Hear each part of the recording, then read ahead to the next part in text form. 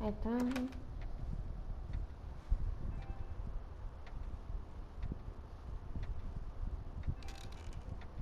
Come in, citizen. Martin McFly, age 18, resident of Sector L, Father George, Mother Lorraine, president of a Junior Brown Brigade, recipient of a full-ride scholarship to Strickland College, winner of the Courthouse Challenge to Portland Award, 0 demerits until this morning. The obvious question, Mr. McFly, is... what happened to you?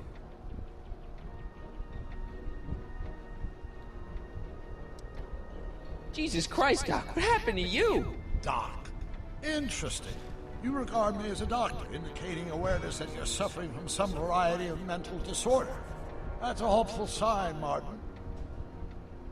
Of course, I'm not actually a doctor, but I do have the tools to turn you around and put you back on the road to societal normalization. Shall we begin with a few questions to establish a baseline? Whatever. Let's get through this nonsense so I can set you straight. You'll set me straight? Explain. This whole crazy world you've created, it's totally mental. There's all these stupid rules and everybody's acting all weird. My dad's turned into this creepy snoop. Mom's completely pathetic. And Jennifer's kind of scary. And Biff! It's like he's a zombie or something. And it's all basically your fault. So you believe this interview is really more about me than you? Yes! You went to all this trouble just to deliver a message to me in person? Yes! A cry for help, as it were. Yes! No, wait. Tell me, Martin, is your mother on the sauce again? Forget my mother. She's not the issue here. Don't ever forget your mother, Martin. Your parents are your superiors, and respect for one's superiors is absolutely essential to the Hill Valley Order. I'm surprised your father hasn't set you straight on this point. He's shown himself to be a very obedient and cooperative citizen. You mean a warped citizen? He's supposed to be a science fiction writer, not a peeping Tom, and you're supposed to invent a time machine. Time machine? Exacto. Yeah, Doc, listen to me. You don't remember it, but you built a time machine out of a DeLorean. Why? Well, just for the hell of it, I guess. Plus, the steel frame of the DeLorean, dispersal, I don't know. It was important for some reason. Fascinating. Yes! Yes, it is fascinating. It's amazing. It's incredible. But you don't know it because you've never invented it. You're not the real Doc Brown. You gotta believe me. And this is because? Everything got screwed up when I went back in time to 1931. Sounds like this time machine is a very impractical and dangerous invention. Yes, I mean, no. What I mean is it's messed up a lot of things. But first, it made a lot of things better. Like my mom and my dad. It was only thanks to your time machine that they ever became successful and happy. So they're happy. But they're not, because you summoned me back in time and somehow your timeline got messed up and everybody else is along with it. I see. No, you don't. Think back. Don't you remember me? We knew each other when you were 18. I'm Sonny Crockett. Incredible. This case is more serious than I'd imagined. The boy has fabricated an Espero te gustan los emotes, Chambaku. No, this is the alternate reality. My reality is the real reality. Calm down, Martin. I'm not blaming you for anything. The failure is ours, not yours. Obviously, there was a drastic flaw in your social conditioning. God, you don't understand. No, I don't understand yet, but I want to. I want to get at the root of your problem. Keep talking. Take your time. Look around the room. Perhaps something here will stimulate your memory. A ver.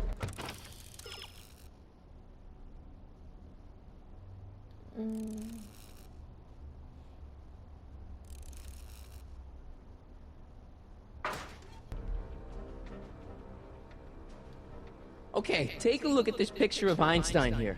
The dog? Harboring dangerous animals is a municipal offense. Yeah, they told me, but you harbored this very same animal once, a long time ago. Remember the test run of your rocket car? Einstein landed on the roof of the courthouse. I do recall something of the sort, but naturally it couldn't have been the same dog. There wasn't anything natural about it. Einstein's a time traveler too, thanks to your invention. An impressively detailed illusion. Keep talking.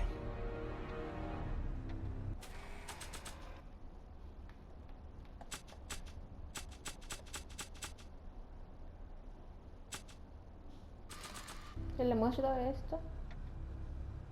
It's better if I keep this on me at all times. Okay. Hey, this is your fish tank. Yes, that is my fish tank. It looks much better without all the bacteria. What? Edna just had it cleaned. Yeah, but in 1931 it was full of bacteria that we used to make rocket fuel. Remember? Bizarre fantasy life. Go on. Proceed. Something about that clock looks familiar. So that's what Judge Brown looked like. I never actually saw him. Of course not. He died before you were born. He was my biggest supporter. After my wife, of course. That's a switch. Last time I saw your younger self, you and your dad had just had a big falling out over your decision to become an inventor instead of a lawyer. Isn't that right? Stop trying to confuse me! My whole life has been dedicated to the practical use of technology to shape a more efficient, orderly society. Ask anyone. It's a fact. You can look it up. But you know better, right? Emmett? Wrong. Do you see this picture? I keep it close by me to remind me of the moment when my life's course became clear. August 25th, 1931, the day I single-handedly captured Kitana, the scourge of Hill Valley. Single-handedly?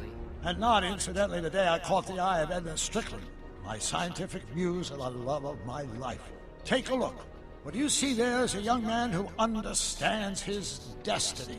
Ah, tenemos que enseñarle That's not que what I trabaja see. al fondo. What do you see?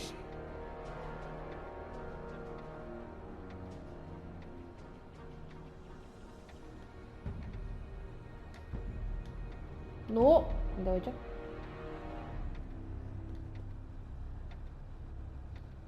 Could that be? I think it is. What? It's me, and you, the other you.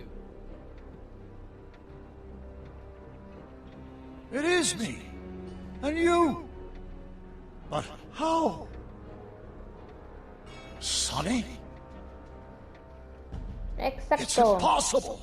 No, it's science. Your science, Doc. In this other world, the one you say you come from, am I happy there? Very happy. You've got two great sons. Sons. Yes, and a fantastic wife. Not Edna? Not even remotely. And your invention, jeez. Y la Doc, morra you can go escuchando anywhere por you la want to, puerta. anywhere in time. You're the luckiest guy in the universe. And what about Hill Valley? Hill Valley. You know it's got problems. A little bit of urban decay here, a little bit of crime there. It's a normal city. People are happy, mostly. And even when they're miserable, they're not miserable like they are in your Hill Valley. Stop! There are no miserable people in my Hill Valley. Give me a break. You don't really My believe. citizens lead lives of order and peace. Nobody worries. Nobody complains. Only because they're afraid to. Jeez, open your eyes, will you? You and Edna have got them all terrorized. That's Mrs. Brown to you, Sonny. Doc, Kindly address me as Your Honor. We worked for over 50 years, my wife and I. Every waking moment devoted to ridding Hill Valley of vice No and convencimos disorder. al Doc, pero lo You dare intentamos. to claim that our citizens are unhappy? yeah, I do. I've seen it. They're just too afraid to speak up. Afraid? Afraid of what? Afraid of the consequences of their actions, Doc. You run this place like it's a police state. Nonsense. I can prove it. All right then, time travel boy. You do that. And until you do, I'm going to treat your wild story as just that. A story told by a madman. And I determined that the best treatment is simply to let the insanity run its course. So, is the interview over? Should I leave? Please do. I'm very busy. I've got a city to run. Fine, but I'll be back with proof.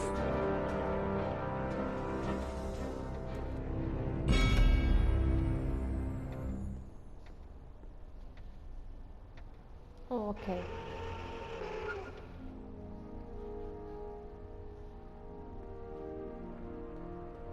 Doc wants proof that Hill Valley isn't the perfect place he thinks it is. One smoking gun coming up.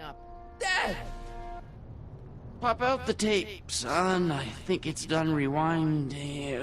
Whoa, whoa, take it easy. Sit here. Guess I blacked out for a minute there. Fell out of my chair. Phil, nothing. Somebody whacked you. Whacked me? Impossible. We take great pride in the fact that incidences of physical violence in Hill Valley have fallen to virtually... Who did it? Can you tell me? This can't be happening. There's gotta be a clue around here somewhere.